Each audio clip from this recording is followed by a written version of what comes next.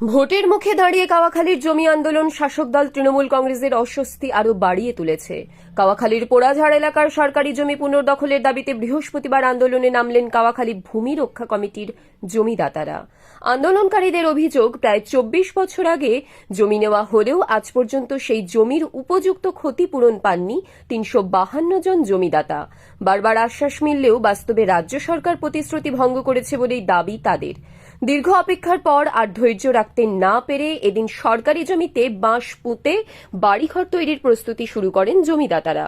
ভূমি রক্ষা কমিটির পক্ষ থেকে জানানো হয়েছে, আর কোনো উপায় না পেয়েই তারা এই চরম সিদ্ধান্ত নিতে বাধ্য হয়েছেন।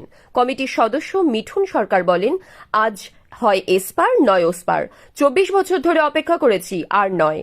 এদিকে সরকারি জমিতে এই পুনর্দখলের উদ্যোগ ঘিরে এলাকায় উত্তেজনা ছড়ায়। পরিস্থিতি নিয়ন্ত্রণে রাখতে প্রশাসনের নজরদারি বাড়ানো হয়েছে।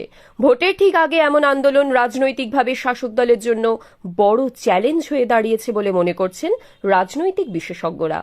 যদিও এই বিষয়ে এখনো পর্যন্ত তৃণমূল কংগ্রেস বা রাজ্য সরকারের তরফে কোনো প্রতিক্রিয়া মেলেনি, তবে আন্দোলন আরও তীব্র হওয়ার ইঙ্গিত মিলেছে কাওয়াখালী ভূমি রক্ষা কমিটির কাছ থেকে। আমাদের বিক্ষোভ, আমাদের এগ্রিমেন্ট করা ছিল ছোট মালিকের প্লট বড় মালিকের ফ্ল্যাট দেওয়ার কথা ছিল, এখনও তার এগ্রিমেন্ট অনুযায়ী তারা সম্পূর্ণ কাজ করতে পারে না।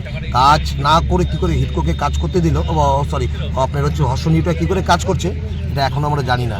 আর আমাদের ইলেকশনের আগে, আমরা গত ইলেকশনের আগে আমাদের কথা দিয়েছে আমাদের ইলেকশনের পরে পরে হবে। আজকে ইলেকশন চলে আসছে, এখনও হয়নি।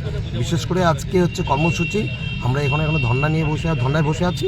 পরবর্তী স্টেপ মানে কি আর বলবো, হারান হয়ে গেছি ঘুরতে ঘুরতে, এখন বাধ্য হয়ে এখানে বসলাম। মাম্পি চৌধুরী রিপোর্ট, পাহাড়িয়া টাইমস।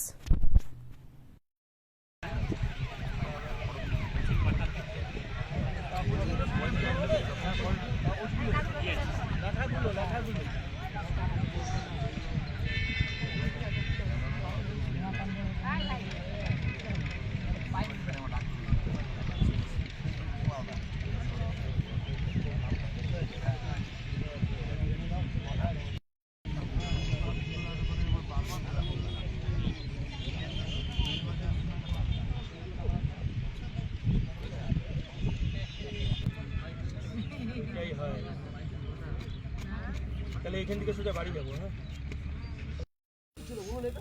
একটা খেলার মাঠ হতো, ক্লিন সিটি হতো, ব্যবসা বাণিজ্য ভালো হতো। একটা প্রমোটারকে জমি তুলে দিল, সে প্রমোটিং করে লাভবান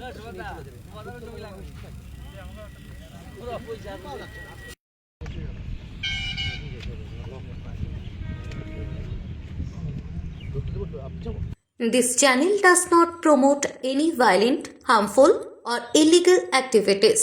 All content provided by this channel is meant for an educational purpose only.